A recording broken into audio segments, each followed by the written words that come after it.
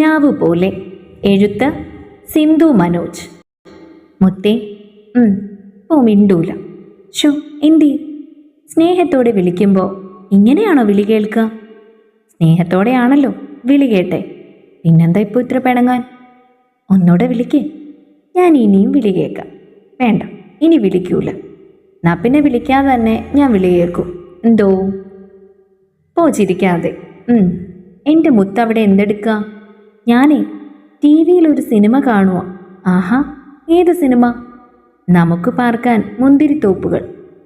Super സിനിമയാണല്ലോ. അതേന്നെ, ഈ സോളമൻ്റെയും സോഫിയുടെയും പ്രണയം ഇങ്ങനെ കണ്ടുകൊണ്ടിരിക്കുമ്പോൾ എന്തൊരു ഫീലാന്നോ. ഇതുപോലെ ഒന്ന് പ്രണയിക്കാൻ തോന്നുക. ഉവ്വ്, പ്രണയിക്കാൻ പറ്റിയ പ്രായവും. എന്താപ്പം എൻ്റെ പ്രായത്തിനൊരു കുഴപ്പം? ഒരു കുഴപ്പവുമില്ല. ജോലിയിൽ നിന്നും റിട്ടയർ ചെയ്ത് മൂക്കിൽ പല്ല് മുളയ്ക്കാറായെന്ന് മാത്രം. അപ്പോൾ ഈ പറയുന്ന ആൾക്കോ? എനിക്ക് പണ്ടേ പല്ല് മുളച്ചതാടി. ആരും കാണാതിരിക്കാൻ ഞാനതങ്ങ് പറിച്ചു കളഞ്ഞ്. യോ, പിന്നെ അവിടെ എന്തുട്ട വിശേഷം? അമ്പലത്തിൽ ഉത്സവ. എനിക്ക് പണ്ടത്തെ പോലെ പട്ടുപാവാടയൊക്കെ ഇട്ട് മുടിയിൽ നിറയെ മുല്ലപ്പൂവും ചൂടി തുള്ളിച്ചാടി അങ്ങ് പോകാൻ തോന്നുമോ? പോകാൻ തോന്നുന്നെങ്കിൽ അങ്ങ് പോണം. എൻ്റെ കൃഷ്ണ, ഇപ്പോഴോ? ഈ വയസ്സാം കാലത്തോ? അപ്പോൾ ഇത്തിരി മുൻപ് നീ എന്നെയല്ലേ ചോദിച്ചേ പ്രായത്തിനെന്താ കുഴപ്പമെന്ന്? അതൊക്കെ ശരിയെന്നേ, എന്നാലും ഈ ആഗ്രഹമൊന്നും ഇനി നടക്കില്ല. സാരമില്ല കേട്ടോ, ഞാൻ വരട്ടെ. എന്നിട്ട് എൻ്റെ നുണച്ചിക്കോതയും കൊണ്ട് ഉത്സവത്തിന് പോകാട്ടോ.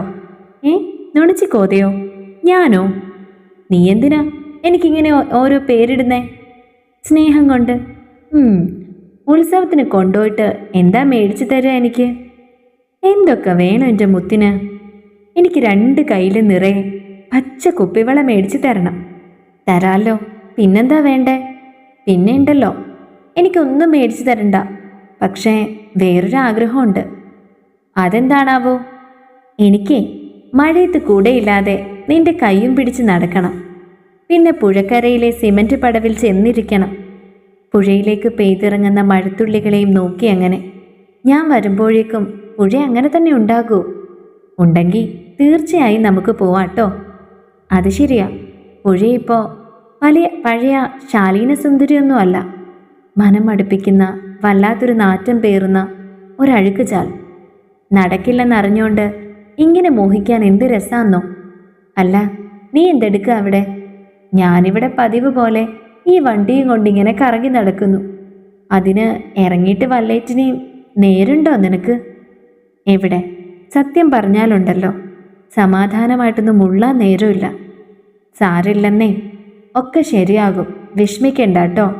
ഞാനില്ലേ കൂടെ.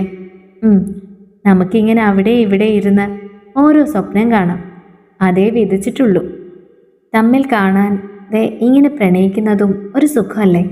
കണ്ടാൽ ഈ രസമൊക്കെ അങ്ങ് പോവും. എന്നാലും നിൽക്കുക, കാണാട്ടോ ഒരിക്കൽ. ഞാൻ മരിക്കണേന് മുന്നേ. ഡോക്ടർ, ഒരു പേഷ്യൻ്റ് ഉണ്ട്. ജോലിക്കാരി വാതിൽക്കൽ വന്ന് പറഞ്ഞപ്പോൾ മാലിനി ഫോണിൽ നിന്ന് മുഖമുയർത്തി. വരാൻ പറയൂ. അതെ, ഞാനിനി ഇത്തിരി തിരക്കിലേക്ക് പോവാം. നേരത്തേക്ക് ഡോക്ടറായി മാലിനിയായി മാറാൻ പോവാം. എൻ്റെ സൂചിക്കുത്തും കാത്ത് ആരാണ്ട് വന്നിട്ടുണ്ടെന്ന്. ഓക്കെ, ഇനി ആ ഡോക്ടറിൻ്റെ കുപ്പായ അഴിച്ചു വെച്ച് വട്ട് പിടിച്ച് വെറും മാലിനിയായിട്ട് വരുമ്പോഴേക്കും ഞാൻ ഈ ലിസ്റ്റിലുള്ള സാധനങ്ങളൊക്കെ മേടിച്ച് എൻ്റെ മുതലാളിനെ ഏൽപ്പിച്ചിട്ട് വരാം. പെണ്ണിന് മാത്രമല്ല, ആണിനും ഉണ്ടല്ലേ സ്നേഹിക്കാനും സ്നേഹിക്കപ്പെടാനും ഒക്കെയുള്ള കൊതി. കുടുംബജീവിതത്തിൽ നിന്നും കിട്ടാതെ വരുമ്പോൾ പ്രത്യേകിച്ചു. ശരിയാ, പിന്നെയും ശരി. സാരമില്ല കേട്ടോ, ഞാനും ഉണ്ട് കൂടെ മരിക്കുന്നവരെ. പ്രവാസികൾക്കും ഉണ്ടല്ലോ പെൻഷൻ പ്രായം. അതിനെ അധികം താമസമില്ലല്ലോ. പിള്ളേരൊക്കെ സ്വന്തം കാലിലായില്ലേ, ഇനി അങ്ങോട്ട് പോന്നൂടെ? വന്നിട്ടിപ്പോൾ എന്തിനാ? ചാരു കസേരയിൽ വളഞ്ഞുകൂടി കിടക്കാം. ആർക്കും ഒരു ഉപകാരമില്ലാത്ത കരിമ്പൻ കയറിയ പഴയ തോർത്തുമുണ്ട് പോലെ. ഇവിടെയാണെങ്കിൽ നീയെങ്കിലും ഉണ്ട് ഒന്ന് മിണ്ടി പറഞ്ഞിരിക്കാൻ. ഇവിടെ കിടന്നങ്ങ് തീരട്ടെ, അതാ എൻ്റെ മോഹം. അപ്പം ഞാൻ ഒറ്റയ്ക്കാവില്ലേ? നിനക്ക് മോൻ്റെ കൂടെ അമേരിക്കയിലേക്ക് പോയി അടിച്ചു പൊളിച്ച് കൂടെ റിട്ടയർമെൻറ്റ് ലൈഫ്. വേണ്ട, എനിക്കും ഇവിടെ കിടന്ന് മരിച്ചാൽ മതി. ശ്രീധരേട്ടൻ ഉറങ്ങിക്കിടക്കുന്നിടത്ത് തന്നെ. പറഞ്ഞു നിർത്തിയപ്പോഴും കണ്ണുകൾ നിറഞ്ഞൊഴുങ്ങി തുടങ്ങിയിരുന്നു. കണ്ണുനീരിൻ്റെ ചൂട് തട്ടിയതറിഞ്ഞിട്ടോ എന്തോ ആ നിമിഷം അപ്പുറത്ത് കോൾ കട്ടായി. കൺസൾട്ടിംഗ് റൂമിൽ കാത്തിരിക്കുന്ന വൃദ്ധനും തങ്ങളെപ്പോലെ ജീവിതത്തിൽ ഒറ്റപ്പെട്ടു പോയവൻ്റെ മുഖമാണല്ലോ എന്ന് മൗനമായി നൊമ്പരപ്പെട്ടപ്പോഴും തനിച്ചായി പോയതിൻ്റെ നെഞ്ചുരുക്കം പരസ്പരം മനസ്സിലാക്കുന്ന രണ്ടുപേർ അകലങ്ങളിൽ തീർക്കുന്ന ഭൂപകടങ്ങളെ തകർത്തെറിഞ്ഞ് അടുത്തിരുന്ന സന്തോഷങ്ങളും സങ്കടങ്ങളും പങ്കിടുന്ന നിമിഷങ്ങളെ ഓർത്തവർ അഹങ്കാരം കൊണ്ടു. ഇത്തരത്തിലുള്ള മനോഹരമായ കഥകൾക്ക് വേണ്ടി ഈ ചാനൽ സബ്സ്ക്രൈബ് ചെയ്യാൻ മറക്കല്ലേ.